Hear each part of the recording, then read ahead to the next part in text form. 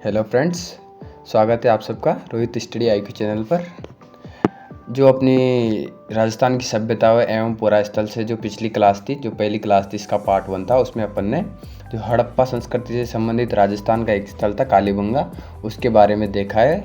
और अब अपन पढ़ेंगे इस क्लास में ताम्र पाषाणिक सभ्यताएँ। कांस्ययुगीन सभ्यता तो अपन ने पढ़ ली कालीबंगा, अब पढ़ेंगे ताम्र पाषाणिक सभ्यताएँ। तो चलिए शुरू करते हैं। ताम्र पाषाणिक सभ्यताएँ। जिस समय हरियाणा, पंजाब, सिंध, गुजरात, उत्तरी राजस्थान तथा पश्चिमी उत्तर प्रदेश में हड़प्पा संस्कृति का पूर्ण रूप से व्याप्त थी, लगभग उसी समय या उसके कुछ परिवर्तन काल में, मतलब उसके थोड़े विकसित हो जाने के बाद दक्षिणी पूर्वी राजस्थान यानी कि हाड़ौती की साइड, या जो दक्षिण राजस्थान बोल सके या दक्षिण पूर्वी राजस्थान बोले, उधर जिस संस्कृति का उदय हुआ उसे आहड़ सभ्यता या बनास संस्कृति के नाम से या ताम्र पाषाणिक संस्कृति के नाम से जाना जाता है। ये तीनों चीज़ें आपको याद रखनी है। इस संस्कृति का सर्वप्रथम ज्ञात स्थल उदयपुर नगर है। उदयपुर नगर के पूर्व में आहड़ नामक स्थान है, जो कि कहाँ है? उदयपुर में है। ठीक है ना। ये किस साइड पे है? पूर्वी दिशा में है, इसलिए इसको आहड़ संस्कृति कहा जाता है। ठीक है फ्रेंड्स, उदयपुर में होने के कारण आहड़ नाम से इस नगर का नाम होने के कारण इसे आहड़ संस्कृति या बनास संस्कृति भी कहते हैं, क्योंकि ये बनास नदी के तट पर विकसित हुई है। आगे देखते हैं। इस संस्कृति से संबंधित सर्वाधिक पुरा स्थल बनास नदी एवं उसकी सहायक नदियों से मिले हैं। इस संस्कृति के लगभग 50 स्थल प्रकाश में लाए जा चुके हैं। ठीक है फ्रेंड्स, कितने स्थल? 50 स्थल प्रकाश में लाए जा चुके हैं।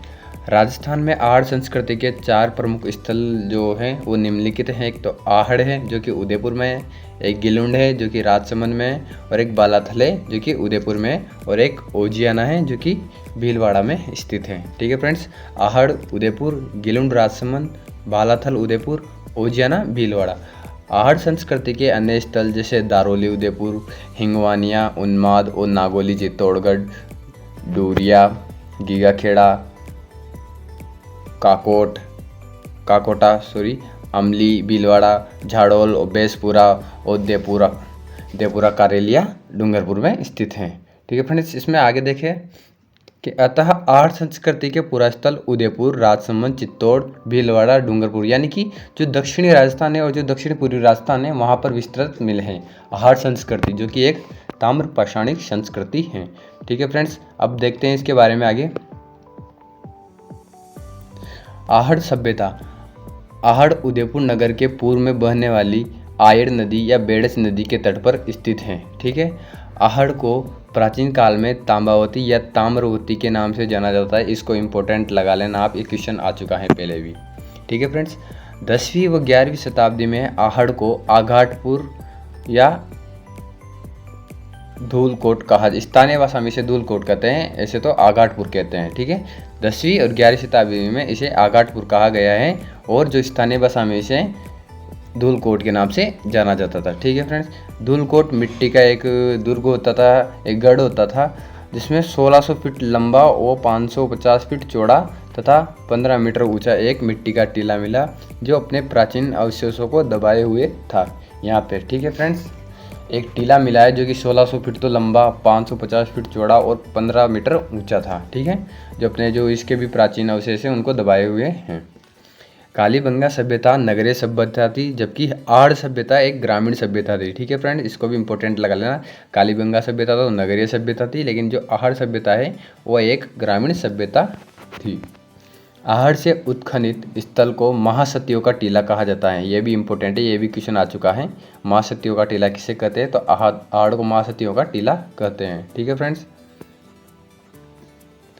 आहड़ को मेवाड़ के महाराणाओं का शमशान भी कहते हैं। ठीक है, शाही शमशान का अर्थ है यहाँ का।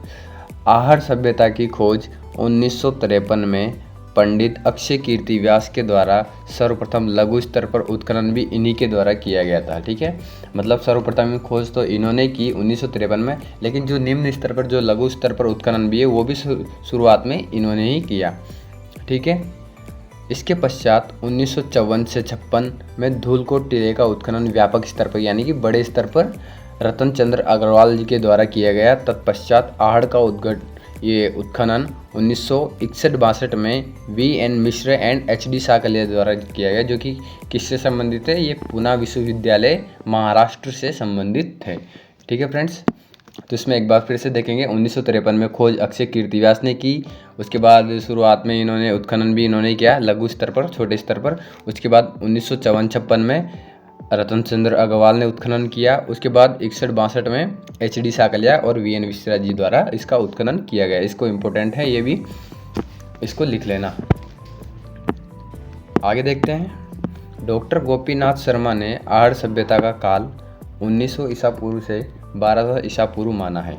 कार्बन 14 जो C14 पद्धति है, वैज्ञानिक पद्धति, इसके अनुसार आहड़ सभ्यता का काल 2000 ईसा पूर्व से 1200 ईसा पूर्व तक माना गया है, तथा जो यहाँ बर्तन जो मध्यभांड मिले, जो उनकी डिजाइन है, उनके आधार पर 2000 से 1000 ईसा पूर्व के काल का इनका पता चला है, इनसे प्रमाणित हुआ है। ठीक है, आहड़ वासियों का संबंध ईरान से भी मिला है।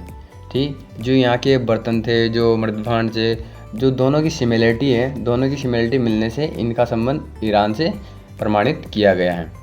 आहड़ के उत्खनन के दौरान 8 स्तर मिले हैं। ठीक है, जबकि कालीबंगा के उत्खनन के दौरान कितने स्तर मिले थे, 5 स्तर मिले थे।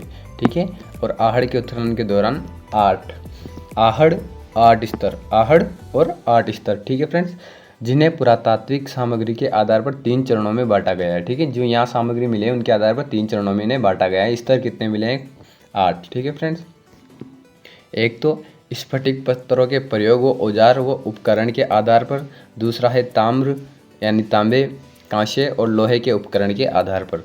ठीक है, तीसरा है मृदभांड से संबंधित सामग्री तथा मिट्टी व काले व मुलायम पत्थर से निर्मित भवनों के आधार पर। ठीक है फ्रेंड्स, ये 3 प्रकार से यहाँ की पुरातात्विक सामग्री को बांटा गया है। आगे देखेंगे आहड़ में भवन निर्माण। ठीक है फ्रेंड्स, इसमें इंपॉर्टेंट क्वेश्चन बनते हैं जो मैं बता दूंगा आपको। आहड़ संस्कृति पूर्णतः ग्रामीण संस्कृति थी। ये लाइन इंपॉर्टेंट है, इसको इंपॉर्टेंट करके लिख लेना, ये क्वेश्चन कई बार आ चुका है। ठीक है, और कालीबंगा एक नगरीय सभ्यता थी। ठीक है, यहाँ के निवासी भवन निर्माण के दौरान नींव में पत्थर डालते थे। ठीक है, और भवनों की नींव को भरते थे। ठीक है ना, पत्थर डालते थे नींव में। आहड़ से 45 फुट लंबे भवन के अवशेष प्राप्त हुए हैं। मकानों में औसतन 2 से 3 चूल्हे मिलते हैं, लेकिन एक मकान में यहाँ पे 6 चूल्हे भी मिले हैं। ठीक है ना, यानी कि जो बड़ा परिवार होता है ना, एक समग्र परिवार, उसके साक्ष्य भी यहाँ पे मिले हैं। ठीक है फ्रेंड्स, जिसके जो प्रमाण है वो 6 चूल्हे के होने से पता चला है। ठीक है ना फ्रेंड्स, उसमें देखेंगे जो चूल्हा था उस पर एक पे हाथ की छाप भी थी। ठीक है ना, तो ये ध्यान रखना, एक तो 6 चूल्हे वाली बात और हाथ की छाप वाली बात भी आपको ध्यान रखनी है। आहड़ के भवनों की रसोई में अनेक सिलबट्टे प्राप्त हुए हैं। सिलबट्टे अपन को कालीबंगा से भी प्राप्त हुए हैं, और आहड़ के भवन 3 बाई 4 फुट का सिलबट्टा भी प्राप्त हुआ है। ठीक है, ये साइज आप ध्यान रख सकते हो तो रख लेना। बाकी यहाँ से सिलबट्टे भी प्राप्त हुए हैं जो कि अपन को कालीबंगा से भी प्राप्त हुए थे। आहड़ सभ्यता लाल व काले मृदभांड। आहड़ सभ्यता से लाल काले मृदभांड वाली संस्कृति का महत्वपूर्ण केंद्र था। ठीक है, यहाँ पर किस प्रकार के मृदभांड मिले हैं, लाल व काले। ठीक है, इसको इम्पोर्टेंट लगा लेना, ये भी क्वेश्चन कई बार आ चुका है। उसके बाद अपन देखेंगे आहड़ संस्कृति के इन मृदभांडों के नीचे का जो भाग है वो लाल होता था, किंतु कंधे के ऊपर और भीतर का संपूर्ण भाग काला होता था। ठीक है, कोई ज़्यादा इम्पोर्टेंट बात नहीं है। उसके बाद देखेंगे आहड़ सभ्यता के मृदभांड उल्टी तपाई विधि से पकाए जाते। ठीक है, ये थोड़ा ध्यान रख सकते हैं आप, उल्टी तपाई विधि से इनको पकाया जाता था। उसके बाद पकाए जाने के बाद इसके जो विशिष्ट रंग बन जाते थे। ठीक है, इस विधि को विज्ञान की भाषा में क्रमशः अपचयन की स्थिति में जलन व ऑक्सीकरण की स्थिति में जलन कहा जाता है। ठीक है फ्रेंड्स, ये आप ध्यान रख सकते हैं। आहड़ सभ्यता के मृदभांडों पर उकेरण विधि, ऊपर चिपकन विधि तथा तराश कर अलंकरण किया जाता था। ठीक है फ्रेंड्स, ये भी कोई ज़्यादा खास नहीं है, लेकिन ये जो अगली बात है कि बिना हत्थे के छोटे जलपात्र जो सिंधु सभ्यता से तो नहीं मिले परंतु आहड़ सभ्यता से मिले हैं, ये बात इंपॉर्टेंट है, आप इसको स्टार करके लिख लेना। ठीक है, क्या कि बिना हत्थे के जलपात्र यानी कि जो छोटा लोटा होता है ना, ये इस टाइप के जलपात्र यहाँ से मिले हैं। कहाँ से, आहड़ से, जो कि सिंधु से अपन को नहीं मिले थे। ठीक है फ्रेंड्स, जो ये दर्शाते हैं कि आहड़ का संबंध पूर्वी ईरान जो वो बलूचिस्तान की सभ्यताएं उनसे हैं। ठीक है फ्रेंड्स, तो यहाँ का संबंध कहाँ कहाँ से मिला गया है, एक तो ईरान से भी और बलूचिस्तान से भी, क्योंकि वहाँ भी जो ये बिना हत्थे वाले छोटे छोटे जलपात्र हैं इनकी सिमिलरिटी मिली है। ठीक है फ्रेंड्स, यहाँ पर तांबे के बर्तन, कुल्हाड़ी और उपकरण भी मिले हैं। आहड़ के उत्खनन के दौरान, ठीक है फ्रेंड्स, आहड़ के उत्खनन के दौरान अनाज रखने के मृतभांड भी मिले हैं, जिन्हें स्थानीय भाषा में गोरे और कोटे कहा जाता है। ये लाइन भी इंपॉर्टेंट है, आपको इसको भी स्टार लगा लेना है। टेराकोटा मृण मूर्ति, कोई भी कलाकृति जो मिट्टी से निर्मित हो, उसे अग्नि में पका ली गई हो, उसे टेराकोटा कहते हैं, मृण मूर्ति कहते हैं। ठीक है फ्रेंड्स, आहड़ के उत्खनन से 4 मानव मृण मूर्तियाँ प्राप्त हुई है। ठीक है ना, कितनी हुई है, 4 मानव मृण मूर्तियाँ प्राप्त हुई है, ध्यान रखेंगे आप। आहड़ से नारी की खंडित मृण मूर्ति मिली है। ठीक है फ्रेंड्स, ये भी क्वेश्चन कई बार आ चुका है, इसको भी स्टार लगा लेना। जो कमर के नीचे लहंगा धारण किए हुए है। ठीक है फ्रेंड्स, ये बात ध्यान रखेंगे आप, आहड़ से मिली है ये। आहड़ की मृण मूर्तियों में हाथी, घोड़े, बैलगाड़ी के पहियों की मृण मूर्तियाँ मुख्य रूप से मिली है। ठीक है, ये कोई ज़्यादा खास नहीं है, ध्यान रख सकते हैं आप। पर आहड़ से मिली बेल की मूर्ति, ठीक है ना, ये इम्पोर्टेंट है। आहड़ से मिली बेल की मृण मूर्ति को बनासियन बुल्स टेराकोटा की संज्ञा दी गई है। ठीक है फ्रेंड्स, इसी तरह एक ओजियाना सभ्यता में भी आएगा, जो कि ओजियाना बुल्स के नाम से जाना जाता था।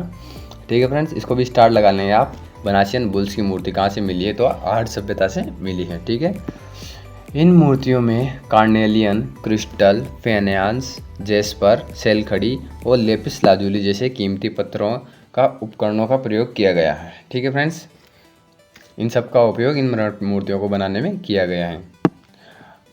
अब देखेंगे, आहड़ की खुदाई से 6 तांबे की मुद्राएं और 3 मोहरें मिली हैं। एक मुद्रा पर त्रिशूल खुदा हुआ है, जिसकी दूसरी तरफ यूनानी शासक, ठीक है ना, यूनानी शासक अपोलो के हाथ में तीर व तरकश हैं।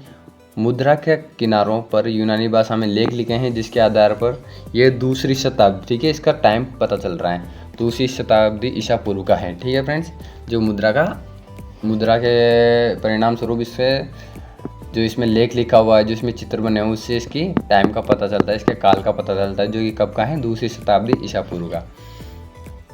आहड़ संस्कृति के निवासी ताम्र उपकरणों का निर्माण करना जानते थे। ठीक है फ्रेंड्स, ये भी स्टार लगा लेना आप। और हड़प्पा संस्कृति और गंगा संस्कृति, जो गंगा घाटी की ताम्र निधि संस्कृति है, सॉरी टाइपिंग मिस्टेक हो रही है, जो गंगा घाटी की ताम्र निधि संस्कृति है, उसके अतिरिक्त आहड़ संस्कृति के पुरास्थलों से ही सर्वाधिक मात्रा में ताम्र उपकरण प्राप्त हुए हैं। मतलब कि जो गंगा की घाटी है ना, वहाँ से जितने ताम्र उपकरण प्राप्त हुए हैं, उसके बाद आहड़ संस्कृति से ही सर्वाधिक ताम्र उपकरण प्राप्त हुए हैं। आहड़ के क्षेत्र में लगभग 40 तांबे की खदानें हैं, जहाँ वर्तमान में भी खुदाई से तांबा निकाला जाता है। ये इसको भी इम्पोर्टेंट लगा लेना आप। आर.सी. अग्रवाल, रतन चंद्र अग्रवाल ने आहड़ से 12 किलोमीटर दूर एक मूतन एवं उमरान नामक स्थलों पर ताम्र शोधन के साक्ष्य भी प्राप्त किए। ठीक है फ्रेंड्स, किसने प्राप्त किए हैं, तो रतन चंद्र अग्रवाल ने। कहाँ से, मूतन और उमरान नामक स्थान से। आहड़ से ताम्र कुल्हाड़ी, मतलब तांबे की कुल्हाड़ी, आयताकार, सपाट व अर्धचंद्राकार उपकरण प्राप्त किए हैं। इसको भी इम्पोर्टेंट लगा लें। तांबे की कुल्हाड़ी कहाँ से मिली है, तो आहड़ से। तांबा गलाने की भट्टियाँ मिली हैं आहड़ से 79, ठीक है फ्रेंड्स, 79 लोहे के उपकरण मिले, जिनमें कुल्हाड़ी, चाकू, कील आदि प्राप्त हुए हैं। इसलिए माना जाता है कि आहड़ क्षेत्र के लोग लोह युग में प्रवेश कर चुके थे। ठीक है फ्रेंड्स, ये ताम्र पाषाणिक युग के तो थे ही सही, लेकिन इनसे पता चलता है, जो ये उपकरण मिले हैं 79, इनसे पता चलता है कि लोह युग में भी प्रवेश कर चुके थे। ठीक है फ्रेंड्स, आगे चलते हैं। आहड़ से अवतल चक्की, आटा पीसने की चक्की मिली है। खाद्यान्न फसल के रूप में ज्वार और चावल के अवशेष प्राप्त हुए हैं। वो पालतू कुत्ते, मिट्टी के मणकों के आभूषण मिले हैं। इस सभ्यता के लोग चावल से परिचित थे तथा पशुपालन इनका प्रमुख व्यवसाय था। ठीक है, यहाँ के लोग चावल से परिचित थे। ठीक है, ये ध्यान रखना है आपको, ये भी बात इंपॉर्टेंट है। आहड़ में कुछ मिट्टी के दीपक मिले हैं, जिनका प्रयोग धार्मिक दृष्टिकोण से पूजा या रोशनी करने में किया जाता था। आहड़ में रंगाई छपाई के ठप्पे भी मिले। ठीक है फ्रेंड्स, ये भी इंपॉर्टेंट है, आप इसको ध्यान रखना। आहड़ में माप तोल के बाँट मिले हैं, ये भी इम्पोर्टेंट है। जो चीज़ें यहाँ से मिल रही हैं ना, वो सारी ध्यान रखनी है आपको। क्योंकि इन पे पहले भी क्वेश्चन आ चुके हैं और आगे भी आएंगे, जिससे इनके व्यापार वाणिज्य के बारे में पता चलता है। जो बांट मिले ना, उनसे व्यापार और वाणिज्य के बारे में पता चलता है। आहड़ सभ्यता के लोग मृतकों के साथ आभूषण भी दफनाते थे। ठीक है फ्रेंड्स, ये लोग आभूषण भी दफनाते थे। अब आती है फ्रेंड्स गिलुंड सभ्यता। कुछ सभ्यताएं जो बहुत छोटी छोटी हैं, मतलब बहुत ही कम जानकारी उनके बारे में, और कुछ सभ्यताओं के बारे में बहुत सी जानकारी मिल चुकी है। तो पढ़ेंगे गिलुंड सभ्यता। गिलुंड सभ्यता राजस्थान के राजसमंद जिले में बनास नदी के तट पर स्थित है। ठीक है, ध्यान रखेंगे। गिलुंड सभ्यता ग्रामीण संस्कृति थी। ठीक है, आहड़ भी ग्रामीण थी और जो गिलुंड है ये भी ग्रामीण, और जबकि कालीबंगा एक नगरीय सभ्यता थी। बनास व आहड़ संस्कृति का महत्वपूर्ण स्थल था। ठीक है, बनास संस्कृति आहड़ संस्कृति का एक महत्वपूर्ण स्थल था, इसलिए ताम्रयुगीन सभ्यता इसे कहते हैं। ठीक है, गिलुंड सभ्यता का उत्खनन 1957-58 में ब्रजवासी लाल जी द्वारा किया गया। ठीक है फ्रेंड्स, ये ध्यान रखेंगे, इसको इम्पोर्टेंट लगा लेंगे आप। गिलुंड का उत्खनन 1957-58 में किसने किया? तो ब्रजवासी लाल ने किया। गिलुंड सभ्यता से 100 बाई 30 आकार के विशाल भवनों के अवशेष मिले। ठीक है, विशाल भवनों के अवशेष कहाँ से मिले? गिलुंड से। इसकी एक विशेषता और है जो आगे मैं बताऊंगा आपको। गिलुंड सभ्यता से लाल काले मृदभांड आहड़ की तरह ही प्राप्त हुए हैं, क्योंकि आहड़ संस्कृति का ही हिस्सा थी। गिलुंड सभ्यता से मिले मृदभांडों पर सफ़ेद व काले रंग के से चित्रकारी चित्तेदार हरिण उत्कीर्ण किए गए हैं। ठीक है फ्रेंड्स, अलंकरण है यहाँ का। अब आती है फ्रेंड्स बालातल सभ्यता। बालातल सभ्यता उदयपुर नगर से 42 किलोमीटर दक्षिण पूर्व में, ठीक है, वल्लभ नगर तहसील में, जहाँ पर जो भैंस अनुसंधान केंद्र है ना वल्लभ नगर में, वहाँ पे उदयपुर में स्थित है कौन सी? बालातल सभ्यता। बालातल गांव के पूर्वी जो छोर है उस पर 5 एकड़ में फैला हुआ एक टीला मिला है जो बेड़च नदी के किनारे है। बालातल किसके किनारे है? बेड़च नदी के किनारे। इसकी खोज प्रोफेसर वीएन मिश्र ने की थी। इस सभ्यता की खोज 1962-63 ईस्वी में, और उत्खनन का कार्य जो है प्रोफेसर वीएन मिश्रा ने किया था। ठीक है फ्रेंड्स, खोज और उत्खनन का कार्य वीएन मिश्रा ने किया था। मार्च 1993 में DVS Shinde, doctor RK Mohanty, doctor Lalit Pandey द्वारा इसका उत्खनन किया गया था। ठीक है फ्रेंड्स, इसकी खोज तो किसने की थी? Professor VN Mishra. ठीक है फ्रेंड्स, प्रोफेसर वीएन मिश्रा ने बालाथल की खोज की थी 1962-63 में। बालाथल के उत्खनन से 22 परतों की पहचान हुई है। ठीक है फ्रेंड्स, कितने की? 22। कालीबंगा से तो कितने की हुई है? 5 परतों की। और जो आहड़ से कितनी हुई है? 8 परतों की। और जो ये बालाथल सभ्यता है यहाँ 22 परतों की पहचान हुई है। ठीक है फ्रेंड्स, परत के स्तर देखेंगे। प्रथम 4 स्तर ऐतिहासिक युगीन भंडार है। ठीक है फ्रेंड्स, शेष जो 18 बचे हुए ताम्र पाषाणिक युगीन के भंडार है। ठीक है फ्रेंड्स, ऐसे ही कालीबंगा में जो निचले 2 स्तर थे वो कांस्य युगीन थे, कांस्य युगीन प्रागैतिहासिक काल के थे, और जो 3 थे वो कांस्य युगीन थे। ठीक है फ्रेंड्स, जो कालीबंगा से 5 स्थल प्राप्त हुए थे, 2 तो जो प्रागैतिहासिक काल के थे और 3 कांस्य युगीन सभ्यताओं के थे जो हड़प्पा संस्कृति से संबंधित थे। ठीक है, प्रागैतिहासिक काल के तो 2 ही थे, जो निचले 2 स्तर थे वो। ठीक है फ्रेंड्स, अब आगे चलते हैं। बालाथल की ताम्र पाषाणिक युगीन सभ्यताओं के मध्य का भाग समय 2350 ईसा पूर्व के आसपास का माना जाता है। बालाथल सभ्यता के उत्खनन में हड़प्पा संस्कृति के समान मृदभांड पाए गए हैं। बालाथल सभ्यता से प्राप्त पाषाण युगीन मृदभांडों के अवशेष को 2 भागों में बांटा गया है, एक तो परिष्कृत और एक अपरिष्कृत। परिष्कृत मृदभांडों में प्यालियाँ और कटोरे ये लाल और काले रंग की संस्कृति अर्थात आहड़ मृदभांडों के समान पाए गए हैं। ठीक है फ्रेंड्स, ये कोई इतना ज़्यादा खास इंपॉर्टेंट नहीं है, पर फिर भी आप ध्यान रखेंगे। उसके बाद देखेंगे कि बालाथल में अपरिष्कृत मृदभांडों की अधिक मात्रा में मिले हैं, जो आग में पूरी तरह से पके भी नहीं होते थे, भूरे और काले रंग के होते थे। बालाथल से पशुपालन, कृषि व शिकार के अवशेष भी मिले, ये इंपॉर्टेंट है, इसको ध्यान रखेंगे। ठीक है, जो पशुपालन के जो सर्वप्रथम अवशेष है राजस्थान में वो बागोर भीलवाड़ा से मिले हैं, लेकिन बालाथल से भी पशुपालन के अवशेष मिले हैं। बेराट की तरह बालाथल में भी, ठीक है, ये बात भी बहुत ज़्यादा इंपॉर्टेंट है, इसको इम्पोर्टेंट लगा लेना आप, डबल स्टार लगा लेना इसको, क्योंकि ये कई बार पूछी जा चुकी है। बेराट की तरह ही बालाथल से भी कपड़े के अवशेष मिले हैं। ठीक है फ्रेंड्स, किसके अवशेष मिले हैं? कपड़े के अवशेष। यहाँ मुद्राएं मिली हैं कपड़े में बंधी हुई, बालातल सभ्यता में तांबे के सिक्के प्राप्त हुए जो पूर्व ऐतिहासिक काल के हैं। ठीक है फ्रेंड्स, पूर्व ऐतिहासिक काल के हैं। इन सिक्कों पर हाथी, चंद्रमा की आकृति उत्कीर्ण है। ये संभवतः प्रथम शताब्दी के सिक्के माने जाते हैं। प्रथम शताब्दी ईसा पूर्व के सिक्के माने जाते हैं। यहाँ पर बैल, कुत्ते की मर्ण मूर्तियों के अवशेष मिले हैं। बालाथल में मिट्टी का सांड की बनी हुई आकृति मिली है। और ये जो बात है अगली, ये बहुत ही ज़्यादा इंपॉर्टेंट है, इसको भी आप डबल स्टार कर सकते हो। बालाथल से 11 कमरों में बने एक दुर्ग के अवशेष मिले जो कि बहुत बड़ा है, 11 कमरों के। ठीक है, इसका भी क्वेश्चन कई बार आ चुका है फ्रेंड, इसको ध्यान रखेंगे, इंपॉर्टेंट लगा लेंगे आप। बालाथल से 11 कमरों का भवन कहाँ से मिला है? तो 11 कमरों का जो भवन है वो कहाँ से मिला है? बालाथल से मिला है। बालाथल में मिश्रित अर्थव्यवस्था देखने को मिलती है।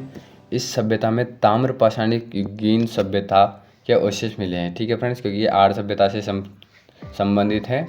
तथा उत्खनन में तीसरे स्तर से लोहे के औजार भी मिले। ठीक है फ्रेंड्स, इसको आप ध्यान रख सकते हैं, क्योंकि अगर एग्जामिनर डीपली क्वेश्चन बनाएगा तो पूछ सकता है कि बालाथल के कौन से स्तर से लोहे के प्रमाण मिले हैं या लोहे के औजार मिले हैं। तो तीसरे स्तर से इसके लोहे के औजार मिले हैं। उसके बाद अपन देखेंगे तथा 5 लोहा गलाने की भट्टियाँ। ठीक है, ये कोई ज़्यादा खास इंपॉर्टेंट नहीं है, लेकिन यहाँ से लोहा गलाने की भट्टियाँ मिली है। ठीक है फ्रेंड्स, अब देखेंगे ओजियाना सभ्यता। ओजियाना सभ्यता भीलवाड़ा के बदनौर के पास ओजियाना सभ्यता, जो बदनौर है वर्तमान में ब्यावर जिले में आता है फ्रेंड्स। ओजियाना सभ्यता कोठारी नदी पर स्थित है। यह सभ्यता आहट संस्कृति या बनास संस्कृति का ताम्र पाषाणिक स्थल है। ओजियाना सभ्यता का उत्खनन 2000 ईस्वी में BR मीणा के द्वारा वो आलोक त्रिपाठी के नेतृत्व में किया गया इसका उत्खनन। ठीक है फ्रेंड्स, BR मीणा और आलोक त्रिपाठी। ओजियाना सभ्यता के उत्खनन के दौरान पुरातात्विक सामग्री के आधार पर इस सभ्यता को 3 चरणों में बांटा गया है। जो यहाँ पुरातात्विक अवशेष मिले हैं उनके आधार पर इनको 3 चरणों में बांटा गया है। एक तो कर्षक, एक भवन निर्माण के आधार पर और एक मृदभांड के आधार पर। ठीक है फ्रेंड्स, ओजियाना सभ्यता में सफ़ेद बेल की मृद मूर्तियों को ओजियाना बुल्स के नाम से जाना जाता है, जो मैंने आपको पहले बताया था, इसको इम्पोर्टेंट कर लेना। ठीक है, सफ़ेद बेल की एक मृण मूर्ति मिली है जिसको ओजियाना बुल्स के नाम से जाना जाता था। ओजियाना सभ्यता का कालखंड 2000 ईसा पूर्व से 1500 ईसा पूर्व तक माना जाता है। ठीक है फ्रेंड्स, कब से कब तक? 2000 ईसा पूर्व से 1500 ईसा पूर्व तक माना जाता है। अब छोटी छोटी सभ्यताएं आएंगी, बीच में बेराट आएगी, जो बड़ी सभ्यता है, इनको देखेंगे। भागोर सभ्यता भीलवाड़ा में कोठारी नदी के किनारे स्थित है। इसका उत्खनन का कार्य 1967 से 69 के बीच में, जो भागोर सभ्यता का उत्खनन का कार्य है, यह 1967 से 69 के बीच में VN मिश्र के द्वारा किया गया था। VN मिश्र ने बालातल सभ्यता की खोज भी की थी। ठीक है फ्रेंड्स, तथा डॉक्टर LS लेस्नी जर्मनी के थे। इनके निर्देशन में इसका उत्खनन का कार्य हुआ। भागोर सभ्यता के प्रागैतिहासिक कालीन भारत के सर्वाधिक प्राचीन पशुपालन के साक्ष्य भी मिलते हैं। ठीक है फ्रेंड्स, जो प्रागैतिहासिक कालीन यानी ऐतिहासिक काल के भी पहले के जो पशुपालन के साक्ष्य हैं वो सर्वप्रथम कहाँ से मिलते हैं? वो भागोर सभ्यता से मिलते हैं। भागोर से 14 प्रकार के सर्वाधिक कृषि किए जाने के अवशेष मिले हैं। यहाँ से प्राप्त प्रस्तर उपकरण भी यानी कि पत्थर के उपकरण भी अभी भी सुंदर अवस्था में मौजूद हैं तथा पर्याप्त मात्रा में, इसलिए इसे आदिम संस्कृति का संग्रहालय भी कहा जाता है। ये भी बहुत ज़्यादा इंपॉर्टेंट है, ये भी कई बार क्वेश्चन आ चुका है कि आदिम संस्कृति का संग्रहालय किसे कहते हैं? तो वो भागोर सभ्यता को कहते हैं। ठीक है फ्रेंड्स, किसको कहते हैं? भागोर सभ्यता को आदिम संस्कृति का संग्रहालय कहते हैं। यहाँ पर भारत का सबसे संपन्न पाषाणीय सभ्यता स्थल स्थित हैं। ठीक है फ्रेंड्स, मतलब यहाँ जैसे जो उपकरण मिले वो भरपूर मात्रा में मिले हैं जो कि पत्थर के बने हुए हैं, तो ये संपन्न पाषाणीय सभ्यता स्थल हैं। भागोर सभ्यता से ज़्यादातर पत्थर के उपकरण मिले हैं। ठीक है, यहाँ हस्त कुठार इस सभ्यता के लोगों का प्रमुख हथियार था। ठीक है, यहाँ के लोग स्वास्तिक चिन्ह का प्रयोग करते थे तथा यहाँ से मछली मारने, शिकार करने और चमड़ा सिलने व छेद निकालने के औजार प्राप्त हुए हैं। ठीक है फ्रेंड्स, यहाँ पर हाथ व कान के आभूषण कांच के बने होते थे। ठीक है फ्रेंड्स, कांच के बने हुए मिलते थे हाथ और कान के आभूषण। अब आती है फ्रेंड्स बेराट सभ्यता। ठीक है फ्रेंड्स, कौन सी सभ्यता? बेराट सभ्यता। राजस्थान राज्य के उत्तरी पूर्वी जयपुर जिले के विराटनगर, जो कि वर्तमान में कहाँ आता है? कोटपुतली बरोड़ में। ठीक है फ्रेंड्स, कहाँ आता है? कोटपुतली बरोड़ जिले में। या बेराट कस्बा एक तहसील मुख्यालय है जो शाहपुरा उपखंड जो जयपुर में स्थित था, उसमें बेराट बाणगंगा नदी के किनारे अवस्थित है बेराट सभ्यता। बेराट प्राचीन काल में मत्स्य जनपद की राजधानी थी। पर्वतीय कंदराओं, गुफाओं एवं वन्य प्राणियों वाला ये बेराट क्षेत्र प्रागैतिहासिक मानव के आकर्षण का केंद्र रहा। ठीक है, कौन सा केंद्र रहा है? प्रागैतिहासिक। ठीक है फ्रेंड्स, महाभारत काल में पांडवों ने अज्ञात वर्ष का अंतिम वर्ष जो छद्मवेश में विराट नगर के राजा विराट की सेवा में यानी कि सेवक बनकर व्यतीत किया। उसके बाद देखेंगे बेराट सभ्यता की सर्वप्रथम खोज, ये इंपॉर्टेंट है, इसको इंपॉर्टेंट लगा लेना आप। बेराट सभ्यता की सर्वप्रथम खोज 1936-37 ईस्वी में दयाराम साहनी के द्वारा की गई थी। ठीक है, जिन्होंने 1921 में किसकी? हड़प्पा सभ्यता की खोज की थी। ठीक है फ्रेंड्स, 1936-37 में इन्होंने ही बेराट की खोज भी की। बेराट का उत्खनन 1962 में कैलाश दीक्षित व नील रत्न बनर्जी द्वारा किया गया। ये दोनों बात इंपॉर्टेंट हैं, इसको आप नोट कर लेंगे। महाराजा राम सिंह के शासनकाल में किलेदार कीताजी खंगारोत ने उत्खनन के दौरान स्वर्ण मंजूषा यानी कि स्वर्ण कलश जिसमें भगवान बुद्ध के अस्थि अवशेष प्राप्त हुए हैं। बेराट प्रागैतिहासिक काल के अवशेष, मौर्यकालीन अवशेष, मध्यकालीन अवशेष मिले हैं। ठीक है फ्रेंड्स, एक तो प्रागैतिहासिक काल के अवशेष भी यहाँ से मिले हैं, मौर्य काल के अवशेष भी यहाँ से मिले हैं और मध्यकाल के अवशेष भी यहाँ से मिले हैं। विराटनगर की पहाड़ियों में गणेश डूंगरी, बीजक डूंगरी तथा भीम डूंगरी इस सभ्यता के फैलाव स्थल हैं। ठीक है फ्रेंड्स, आगे देखेंगे अब बेराट स्थल से प्रागैतिहासिक काल के मानव के अवशेष मिले हैं। ठीक है, मैंने बताया कि प्रागैतिहासिक काल, मौर्य काल, मध्यकाल के अवशेष यहाँ से मिले हैं। तो बेराट से प्रागैतिहासिक काल के मानव के अवशेष मिले हैं। विराटनगर में प्रागैतिहासिक कालीन यानी कि पाषाण कालीन जो हथियारों के निर्माण का एक बड़ा कारखाना मिला है। ठीक है फ्रेंड्स, जो हथियारों के निर्माण का बड़ा कारखाना है वो कहाँ से मिला है? वो बेराट सभ्यता से मिला है। प्रागैतिहासिक काल के मानव ने पेबुल टूल जो कि पत्थर के बने होते थे, पाषाणों का प्रयोग किया है, जिसके अवशेष बेराट से मिले हैं। इस प्रकार के उपकरण इस क्षेत्र में डिंगरिया या भानगढ़ से प्राप्त हुए हैं। ठीक है, दोनों स्थलों का नाम ध्यान रखें कि डिंगारिया और भानगढ़ से प्राप्त हुए हैं। इस काल का मानव पूर्णतः प्रकृति जीवी था। ठीक है ना, जो प्रागैतिहासिक काल के मानव थे वो पूर्णतः प्रकृति जीवी थे। बेराट से 1990 ईस्वी में गणेश, बीजक डूंगरी और भीम डूंगरी से चित्रित शिलालेखों की खोज की गई है। ये भी इंपॉर्टेंट है, इसको आप इंपॉर्टेंट करके लिख लेना कि बीजक डूंगरी, गणेश डूंगरी और भीम डूंगरी से चित्रित शिला से मिले हैं। ठीक है, यह चित्रांगन लघु पाषाण युग से संबंधित या उससे प्रारंभ होकर दीर्घ काल तक चलता है। बेराट से ताम्र युग के मृदभांडों का निर्माण चाक के द्वारा किया जाता था। ये पात्र आकार कलर पात्र परंपरा के नाम से जाने जाते थे। इन पात्रों को हाथ लगाने से सिंदूर या गेरुआ रंग लगने लगता था। इन मृदभांडों पर उकेरण विधि द्वारा अलंकरण किया जाता था। ऐसे मृदभांड जोधपुरा सभ्यता जो कि जयपुर में स्थित है और गणेश्वर सभ्यता जो कि सीकर में स्थित है वहाँ से भी प्राप्त हुए हैं। आगे चलते हैं फ्रेंड्स। RC अग्रवाल, रतन चंद्र अग्रवाल के अनुसार बेराटवासी अपने ताम्र उपकरणों को तत्कालीन सैंधव केंद्रों को निर्यात करते थे। ठीक है, जो सिंधु सभ्यता के केंद्र थे उनको निर्यात करते थे जो कि इस काल से संबंधित थी। बेराट से लोह युगीन मृदभांड, ठीक है फ्रेंड्स, बेराट से लोह युगीन मृदभांड भी मिले हैं। उत्तरी काले चमकदार मृदभांड परंपरा के अवशेष मिले, यानी कि लोह युग के मृदभांड यहाँ से मिले हैं।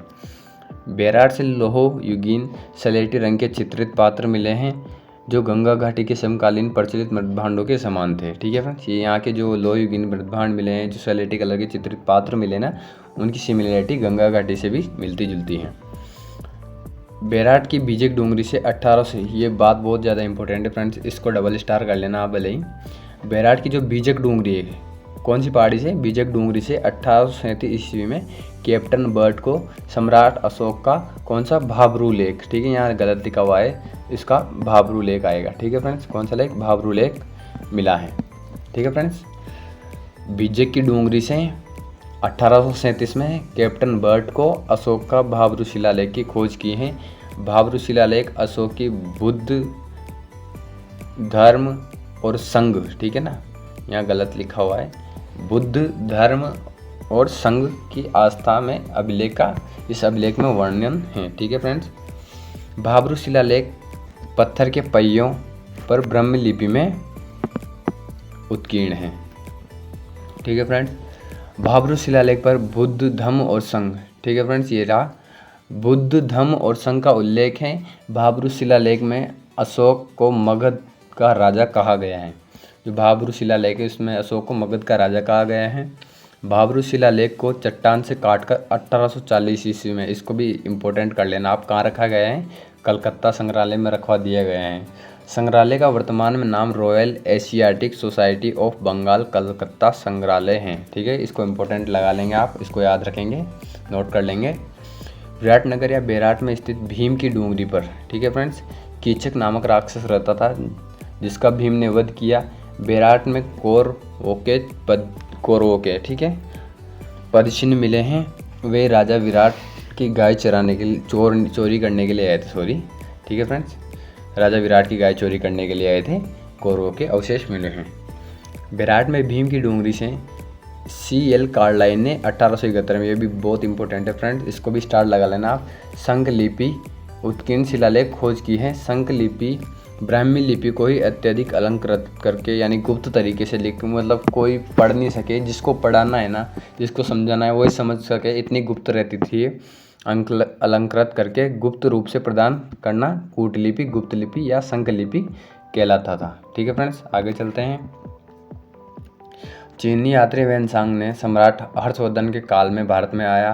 ह्वेनसांग 634 ईस्वी में बेराट की यात्रा का उल्लेख करता है। उसने बेराट के क्षेत्र को लगभग 2.5 मील बताया है। ठीक है फ्रेंड्स, ह्वेनसांग बेराट में 8 बौद्ध मठों का उल्लेख करता है। कितने बौद्ध मठों का? 8। ये भी इंपॉर्टेंट है, याद रखेंगे। ह्वेनसांग ने बेराट के लिए पार यात्रा, ठीक है फ्रेंड्स, पार यात्रा शब्द का प्रयोग किया। बेराट के लिए पार यात्रा शब्द का प्रयोग किया। बेराट की बीजक पहाड़ी से मौर्यकालीन बौद्ध विहार मंदिर, जो स्तूप, जो कि हीनयान शाखा का चिन्ह माना जाता था स्तूप, वो तथा बुद्ध की मथुरा शैली की बनी हुई मूर्ति मिली है, मूर्ति के अवशेष मिले हैं। मथुरा शैली की मूर्ति के अवशेष भी बेराट से मिले हैं। बौद्ध विहार भारत में सर्वप्रथम मंदिर जो है वो प्राचीन काल के अवशेष को दर्शाते हैं। बेराट में एक खंडर मिला है जो 6 से 7 छोटे कमरों का है। बेराट में, ये जो मैंने बताया था ना, बालाथल में भी नोट करवाया था आपको, बेराट और बालाथल की विशेषता है कि यहाँ 36 मुद्राएं, यहाँ तो मिली है 36 मुद्राएं, ठीक है, जो कि सूती कपड़े में बंधी हुई मिली है, और कपड़े का प्रमाण अपन को बालाथल सभ्यता से भी मिला है। ठीक है फ्रेंड्स, आगे देखेंगे, जिनमें से 8 पंचमार्क सिक्काएँ, 8 जो पंचमार्क हैं वो मिले हैं जो कि चांदी के बने होते थे। 28 इंडो ग्रीक सिक्के मिले हैं हिंदू यूनानियों के, जिनमें से 16 तो यूनानी राजा मिनांडर के ही हैं। बेराट में ये मोहरें सूती कपड़े में बंधी हुई मिली है। ठीक है फ्रेंड्स, किसमें? सूती कपड़े में बंधी हुई मिली हैं। प्रवर्ती काल में बेराट के जो विनाश के अवशेष मिलते हैं, क्योंकि स्तंभ, छत्र, स्तूप आदि हजारों की संख्या में इनके टुकड़े मिलते हैं। दयाराम साहनी के मतानुसार ये विनाश लीला हूण शासक मिहिर कुल द्वारा की गई है। हूण शासक मिहिर कुल ने 6ठी शताब्दी ईस्वी के प्रारंभिक काल में पश्चिमोत्तर भारत में 15 वर्षों तक शासन किया था। मिहिर कुल के बारे में बताया गया, जिन्होंने यहाँ पर इनका विनाश कर दिया था। ठीक है फ्रेंड्स, चीनी यात्री ह्वेनसांग अपने विवरण में लिखता है कि मिहिर कुल ने पश्चिमोत्तर भारत में लगभग 1600 स्तूपों, बौद्ध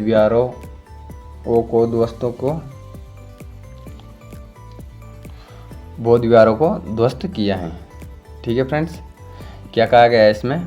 जो मिहिर कुल ने है ना, पश्चिम उत्तर भारत के 1600 स्तूपों को और बौद्ध विहारों को ध्वस्त किया है तथा 9 कोटि बौद्ध उपासकों का वध किया है। ठीक है, संभवतः विनाश काल में ही बौद्ध धर्मानुयायियों ने कूटलिपि, जिसे अपन संक लिपि, गुप्त लिपि कहते हैं ना, उसका प्रयोग किया है, ताकि ये इनका जो आपसी वार्तालाप है वो दूसरों को पता नहीं चल सके। ठीक है, इसका लाल रंग से 200 से अधिक शिलाखंडों की सतहों पर